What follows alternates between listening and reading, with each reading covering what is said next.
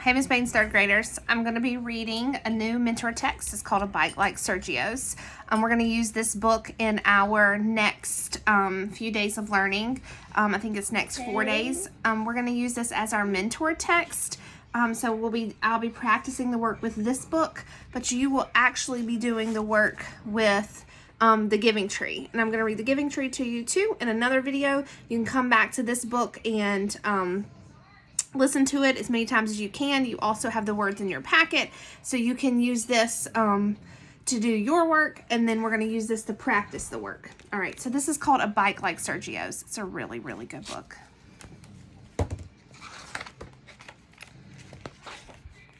Every kid has a bike but me.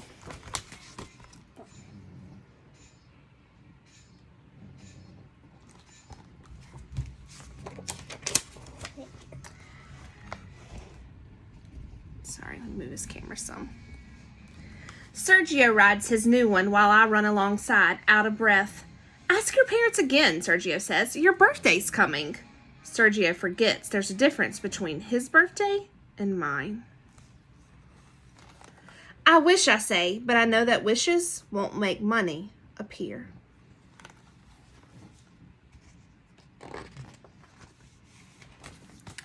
At Sonny's grocery, Sergio buys a pack of football cards. I stand in line mad with the bread my mom wants, waiting behind a lady in a blue coat who we see all the time.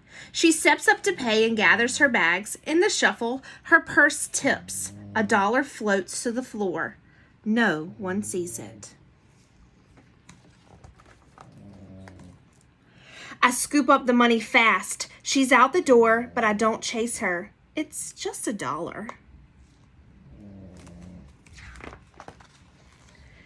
At home, Mom's feeding the baby. The twins pull pans from the cupboard. My Reuben, she says. What? Was it a good day? I nod and act busy. That $1 in my pocket stays a secret.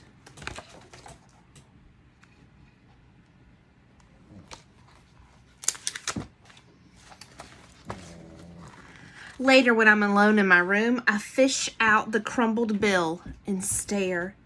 It's not $1 or $5 or $10. It's $100. My hands are shaking. That money is enough for a bike like Sergio's. Then I won't have to run. I'll be riding. Dad gets home from work late and he tucks in my little brothers, and when he gets to me, I squeeze my eyes shut and stay as still as a stone.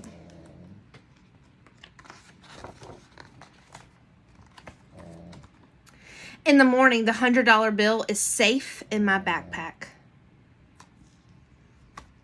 When I get to school, Mr. Grady says we'll be learning about money and math. He sets up a store with fake bills and coins and pictures of things we can buy. I joke around and blow all my play money on a camera right away. Me on my bike is all I can think about.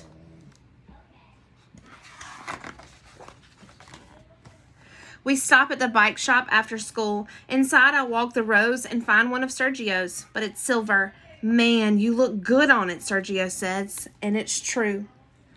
But I know if I ride home on a bike like that, I'll have to tell my parents where I got the money. I'll talk to them tonight, I say, and Sergio high-fives me.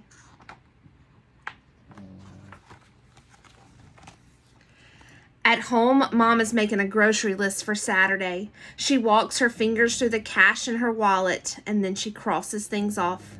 Maybe next week, she says. And she looks up at me and smiles. Me with the $100 in my backpack, her crossing things off the grocery list.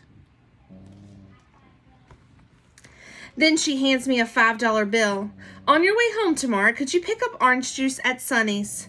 When she mentioned Sonny's, I feel the sweat. What if the lady in the blue coat is there? I take my stuff to my room, I dump my papers out of my backpack, and that's when I see it. The zipper that was closed is open, just enough, and the money that was there is gone. Heading out the door, I mumble to my mom, I'll be right back. Rain is falling as I retrace my steps from school to the bike shop to home.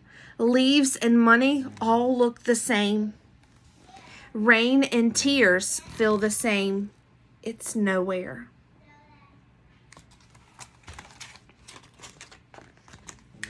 I walk hunched and draggy to school the next day, while Sergio rides in circles.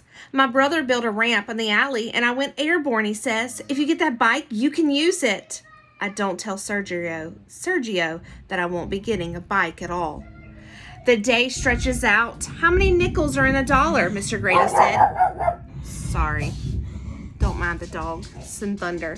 How many nickels are in a dollar? Mr. Grady asked. How many quarters in a $5 bill? When the bell rings, I pack my backpack with homework and notes and tell Sergio to ride home without me. With everyone crowding in a hurry, I spot something. The smallest zipper inside is still closed. This was the pocket, not the other one. I slide it open, and I'm rich again. To get that bike, I have to tell. I race to Sonny's as fast as riding, and I rush to the back of the store for the juice. Someone bumps me, apologizes in a soft voice. I turn. My feet are frozen, watching as the lady in the blue coat makes her way to the counter with her eggs. She reaches into her purse. And like a hot blast, I remember how it was for me when that money was hers and then mine and then was gone. I leave the juice behind, and this time I follow her.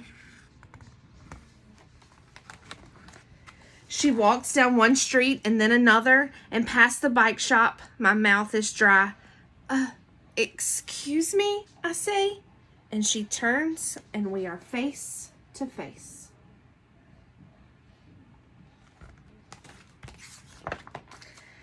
I breathe fast, and the words bust loose like they've been waiting.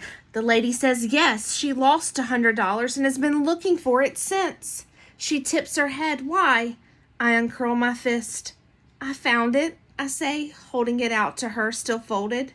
Her face changes from surprised to joyful to soft. She takes my hand in both of hers like a sandwich, and she asks my name. Thank you, Reuben, she says.